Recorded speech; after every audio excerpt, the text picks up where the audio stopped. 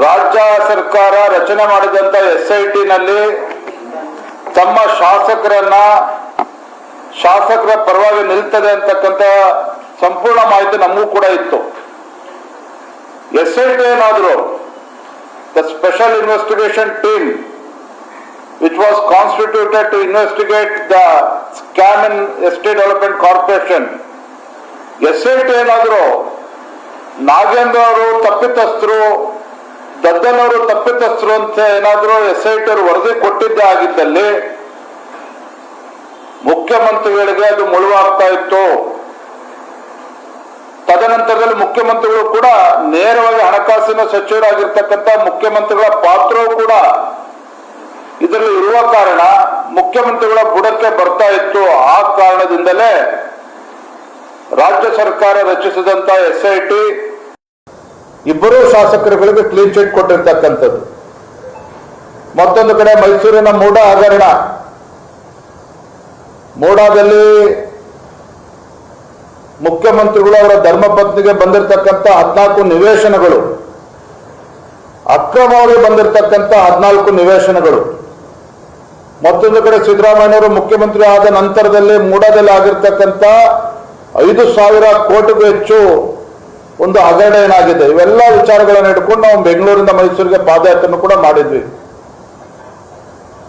ನೋಡಿ, ತಾವು ಪತ್ರಿಕಾ ಮಾಧ್ಯಮದ ಸ್ನೇಹಿತರು ಗಮನಿಸಬೇಕಾಗಿರ್ತಕ್ಕಂಥದ್ದು ಪ್ರಮುಖವಾಗಿರ್ತಕ್ಕ ಅಂಶ.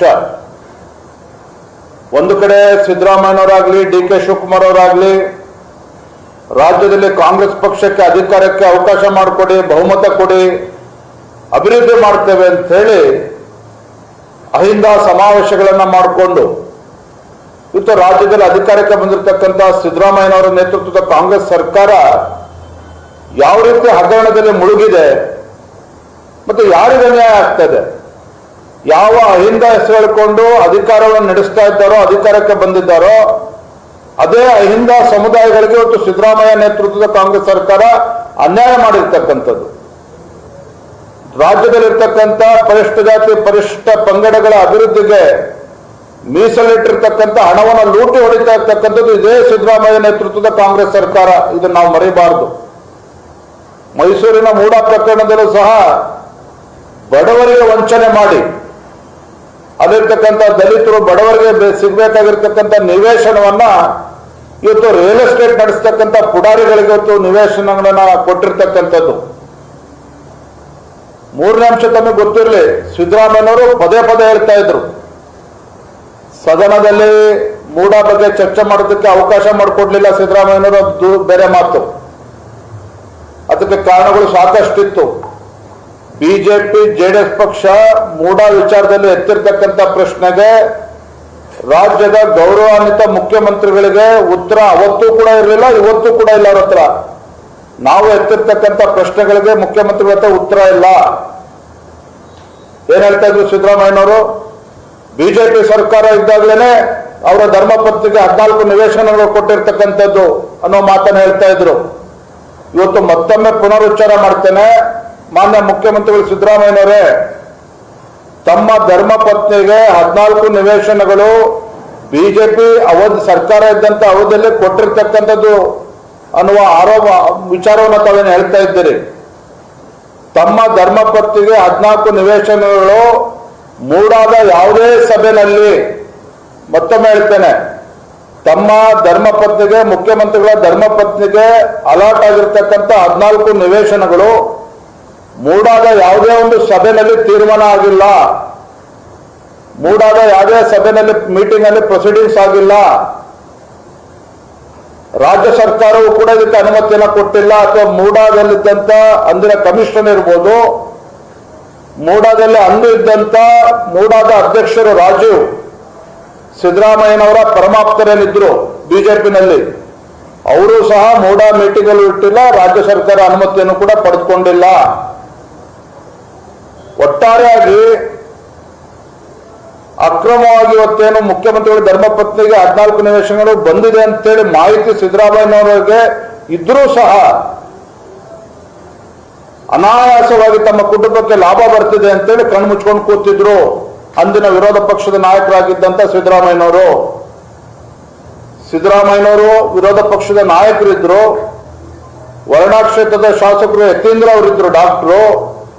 ಇಷ್ಟೆಲ್ಲ ಇದ್ರೂ ಸಹ 14 ನಿವೇಶನಗಳು ಮೂಡಾ ಮೀಟಿಂಗ್ ಅಲ್ಲಿ ಆಗಿದೆಯಾ? ಕಾನೂನಿನ ಪ್ರಕಾರ ತಮ್ಮ ಧರ್ಮಪತ್ನಿಗೆ ಅಲಾಟ್ ಆಗಿದೆಯಾ? ಅಥವಾ ತಮ್ಮ ಧರ್ಮಪತ್ನಿಗೆ ಬಂದಿರತಕ್ಕಂತ ಜಮೀನು 3 ಎಕರೆ 16 ಗುಂಟೆ ಅವರ ಬಾಮೈದೆಯಿಂದ ಬಂದಿರತಕ್ಕಂಥ ಜಮೀನು, ಆ ದೇವರಾಜ್ ಅವರು ಸಹ ಅದನ್ನು ಕಾನೂನಾತ್ಮಕ ಖರೀದಿ ಮಾಡಿದ್ರ ಅಥವಾ ದೇವರಾಜಿಂದ ಖರೀದಿ ಮಾಡಿದ್ರು? ಇವರು ಸಿದ್ದರಾಮಯ್ಯನವರ ಬಾಮೈದ ದೇವರಾಜು ನಿಜವಾಗ್ಲೂ ಕೂಡ ಜಮೀನಿನ ಹಕ್ಕುದಾರರು ಆಗಿದ್ರ? ಸಿದ್ದರಾಮಯ್ಯನವರ ಬಾಮೈದ ಅವರು ಜಮೀನು ಖರೀದಿ ಮಾಡ್ತಕ್ಕಂಥ ಸಂದರ್ಭದಲ್ಲಿ ನಿಜವಾಗ್ಲೂ ಕೂಡ ಜಮೀನು ಮೂಡಾ ಅಸ್ತಿತ್ವದಲ್ಲಿತ್ತ, ದೇವರಾಜ ಅವರ ಅಸ್ತಿತ್ವದಲ್ಲಿತ್ತ, ಯಾವುದೂ ಕೂಡ ಪರಿಶೀಲನೆ ಮಾಡದೆ ಒಟ್ಟಾರೆಯಾಗಿ ಮೈಸೂರಿನ ಮೂಡಾದಲ್ಲಿ 14 ನಿವೇಶನಗಳ ಹಗರಣ ಒಂದು ಕಡೆ.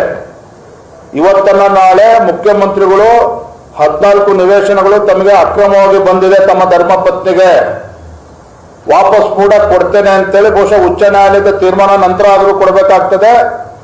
ತಾವು ತಪ್ಪು ಮಾಡಿದ್ದೇವೆ ಅಂತೇಳಿ ಸಾಬೀತಾದ್ಮೇಲೆ ಆದ್ರೂ ಕೊಡ್ಲೇಬೇಕಾಗ್ತದೆ. ಇವತ್ತನ್ನ ನಾಳೆ ಆ 14 ನಿವೇಶನಗಳು ಮೂಡಾ ಪಾಲಾಗ್ತದೆ, ಅದು ಬಡವರ ಪಾಲಾಗ್ತದೆ. ಇದ್ರೆ ಯಾವುದ್ರ ಬಗ್ಗೆ ಸಂಶಯ ಬೇಡ.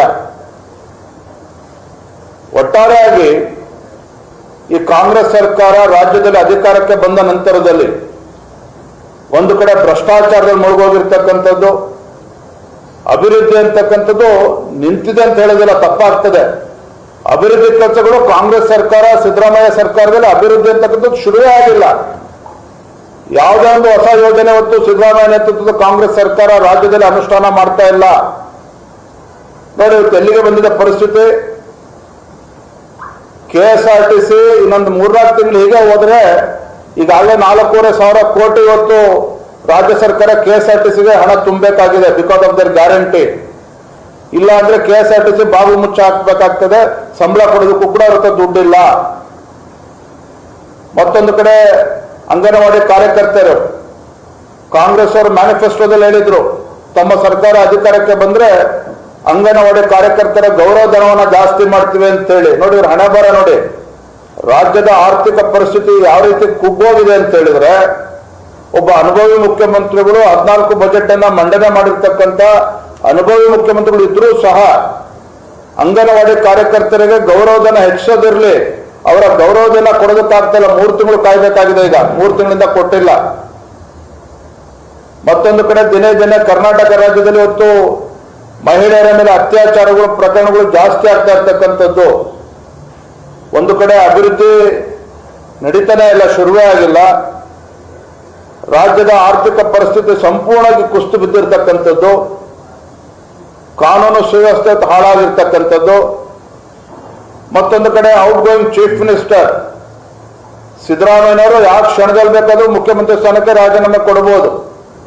ಕಳೆದ 2 ತಿಂಗಳುಗಳಿಂದ ರಾಜ್ಯದಲ್ಲಿ ಇವತ್ತು ಆಡಳಿತ ಅಂತಕ್ಕಂಥದ್ದು ಸಂಪೂರ್ಣ ಕುಸಿದಿದೆ. ಮಂತ್ರಿಗಳು ವಿಧಾನಸೌಧಕ್ಕೆ ಹೋಗ್ತಾ ಇಲ್ಲ, ಯಾಕಂದ್ರೆ ಅವ್ರಿಗೂ ಕೂಡ ವಿಶ್ವಾಸ ಇಲ್ಲ. ಯಾವಾಗ ಮುಖ್ಯಮಂತ್ರಿ ರಾಜೀನಾಮೆ ಕೊಡ್ತಾರೋ, ಯಾವಾಗ ಡೆಲ್ಲಿಗೆ ಹೋಗ್ಬೇಕು ಸಿದ್ದರಾಮಯ್ಯ ಪರವಾಗಿ ಬ್ಯಾಟಿಂಗ್ ಆಡೋದಕ್ಕೆ.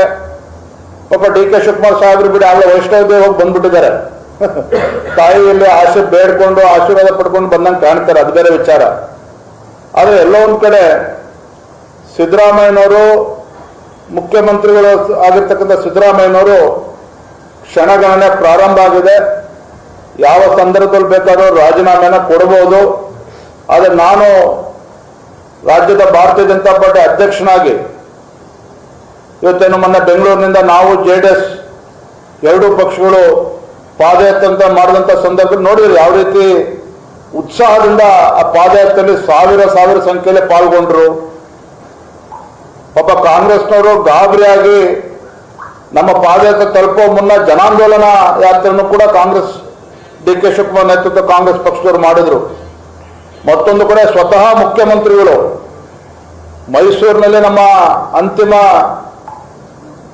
ನಮ್ಮ ಪಾದಯಾತ್ರೆ ಕೊನೆ ದಿನ ಒಂದಿನ ಮುಂಚಿತವಾಗಿ ಅಂದ್ರೆ ಮುಖ್ಯಮಂತ್ರಿಗಳೇ ಸಿದ್ದರಾಮಯ್ಯನವರೇ ಮೈಸೂರಿನಲ್ಲಿ ಇಟ್ಕೊಂಡು 3-4 ದಿನ ಮೈಸೂರಿನಲ್ಲೇ ಬಿಟ್ಟು ಮುಖ್ಯಮಂತ್ರಿಗಳ ನೇತೃತ್ವದಲ್ಲಿ ಅವತ್ತು ಜನಾಂದೋಲನ ಮಾಡಿದ್ರು.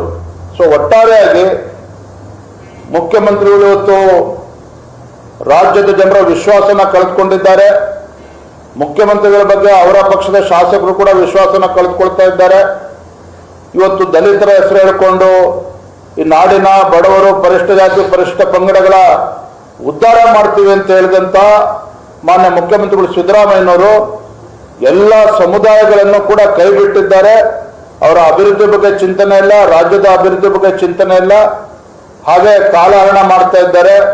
ಹಾಗಾಗಿ ನಾನು ಮಾನ್ಯ ಮುಖ್ಯಮಂತ್ರಿಗಳು ಆಗ್ರಹ ಮಾಡ್ತೇನೆ, ಯಾವ ರೀತಿ ವಾಲ್ಮೀಕಿ ಅಭಿವೃದ್ಧಿ ನಿಗಮದಲ್ಲಿ ತಮ್ಮ ತಪ್ಪನ್ನು ಒಪ್ಕೊಂಡ್ರಿ, 87 ಕೋಟಿ ಹಗರಣ ಆಗಿದೆ ಅಂತೇಳಿ ಬಂಡತನ ಮಾಡ್ದೇನೆ ಇವತ್ತು ವಾಲ್ಮೀಕಿ ಅಭಿವೃದ್ಧಿ ನಿಗಮದ ಹಗರಣ ಇರ್ಬೋದು, ಮೂಢ ಹಗರಣ ಇರ್ಬೋದು, ಇವೆರಡು ವಿಚಾರಗಳನ್ನು ಹಿಡ್ಕೊಂಡು ಮುಖ್ಯಮಂತ್ರಿಗಳು ನಾಳೆ ನ್ಯಾಯಾಲಯದಿಂದ ಆದೇಶ ಬಂದ ಮೇಲೆ ರಾಜೀನಾಮೆ ಕೊಡೋದಕ್ಕಿಂತ ಈಗಲೇ ರಾಜೀನಾಮೆ ಕೊಟ್ಟರೆ ಒಳಿತು. ಇದು ರಾಜ್ಯಕ್ಕೂ ಕೂಡ ಒಳ್ಳೆಯದಾಗ್ತದೆ, ರಾಜ್ಯದಲ್ಲಿರ್ತಕ್ಕಂಥ ದೀನ ದಲಿತರು, ಪರಿಷ್ಠ ಜಾತಿ, ಪಂಗಡ ಎಲ್ಲರೂ ಕೂಡ ಅನುಕೂಲ ಆಗ್ತದೆ, ಒಳ್ಳೆಯದಾಗ್ತದೆ, ರಾಜ್ಯದ ಅಭಿವೃದ್ಧಿ ಕೂಡ ಒಳ್ಳೆಯದಾಗ್ತದೆ. ಈ ಮಾತನ್ನು ಸಂದರ್ಭದಲ್ಲಿ ಹೇಳ್ತಕ್ಕೆ ಇಚ್ಛಪಡ್ತೇನೆ. ನಿನ್ನೆ ದಿನ ನಮ್ಮ ರಾಷ್ಟ್ರೀಯ ಗೌರವಾನ್ವಿತ ರಾಷ್ಟ್ರೀಯ ಅಧ್ಯಕ್ಷ ಇರ್ತಕ್ಕಂಥ ನಡ್ಡಾಜಿಯವರನ್ನ ಭೇಟಿ ಮಾಡಿ ನಮ್ಮ ಪಾದಯಾತ್ರೆ ಬಗ್ಗೆ, ಪಾದಯಾತ್ರೆಯ ಯಶಸ್ಸಿನ ಬಗ್ಗೆ ಮಾಹಿತಿಯನ್ನು ಕೂಡ ನಮ್ಮ ರಾಷ್ಟ್ರೀಯ ಅಧ್ಯಕ್ಷರ ಜೊತೆ ಹಂಚಿಕೊಂಡಿದ್ದೇನೆ. ತುಂಬಾ ಸಂತೋಷವನ್ನು ವ್ಯಕ್ತಪಡಿಸಿದ್ರು ನಡ್ಡಾಜಿ ಅವರು. ಯಾಕಂದ್ರೆ ಯಾರು ಕೂಡ ನಿರೀಕ್ಷೆ ಮಾಡಿರಲಿಲ್ಲ ಇವತ್ತು ಪಾದಯಾತ್ರೆ ಮಾಡಬೇಕು ಅಂತೇಳಿ. ಕೆಲವು ದಿನಗಳಿಂದ ಚರ್ಚೆ ಆದಾಗ ಇವತ್ತು ಪಾದಯಾತ್ರೆ ಇವತ್ತು ಯಶಸ್ವಿಯಾಗಿರ್ತಕ್ಕಂಥದ್ದು, ಸಾವಿರಾರು ಸಂಖ್ಯೆಯ ಪಾದಯಾತ್ರೆಯಲ್ಲಿ ಭಾಗವಹಿಸಿರ್ತಕ್ಕಂಥದ್ದು. ರಾಷ್ಟ್ರೀಯ ಅಧ್ಯಕ್ಷರು ಕೂಡ ಅದ್ರ ಬಗ್ಗೆ ಮೆಚ್ಚುಗೆಯನ್ನು ವ್ಯಕ್ತಪಡಿಸಿದ್ದಾರೆ. ಮುಂದೆ ಬರ್ತಕ್ಕಂಥ ಸಂಘಟನೆ ವಿಚಾರವಾಗಿ ಇಟ್ಕೊಂಡು, ಯಾಕಂದ್ರೆ ಈಗಾಗಲೇ ನಮ್ಮ ರಾಜ್ಯದಲ್ಲಿ ಭಾರತೀಯ ಜನತಾ ಪಾರ್ಟಿ ಸದಸ್ಯತ್ವ ಅಭಿಯಾನವನ್ನು ಕೂಡ ನಾವು ಚಾಲನೆ ನೀಡಿದ್ದೇವೆ. ಮೊನ್ನೆ ದಿನ 1ನೇ ತಾರೀಕಿಂದ ಏನು ಸದಸ್ಯತ್ವ ಅಭಿಯಾನ ಶುರುವಾಗ್ತದೆ. ಕರ್ನಾಟಕ ರಾಜ್ಯದಲ್ಲಿ ಕಳೆದ ಬಾರಿ 1,05,00,000 ಸದಸ್ಯತ್ವವನ್ನು ನಾವು ನೋಂದಣಿ ಮಾಡಿಸಿದ್ವಿ. ಈ ಬಾರಿ ಇನ್ನೂ ಹೆಚ್ಚು ಮಾಡಬೇಕು ಅಂತೇಳಿ ನಾವು ನಮ್ಮೆಲ್ಲ ಪಕ್ಷದ ಮುಖಂಡರು, ಕಾರ್ಯಕರ್ತರು ಒಟ್ಟಾಗಿ ತೀರ್ಮಾನವನ್ನು ಮಾಡಿದ್ದೇವೆ. ಎಲ್ಲ ವಿಚಾರಗಳನ್ನು ಕೂಡ ಗೌರವಾನ್ವಿತ ರಾಷ್ಟ್ರೀಯ ಅಧ್ಯಕ್ಷ ಗಮನಕ್ಕೆ ತಂದಿದ್ದೇನೆ ನಿನ್ನೆ ದಿನ. ಸರ್, ನೀವೀಗ 2 ವಿಚಾರ ಪ್ರಸ್ತಾಪ ಹೇಳಿದ್ರಿ. ಒಂದು,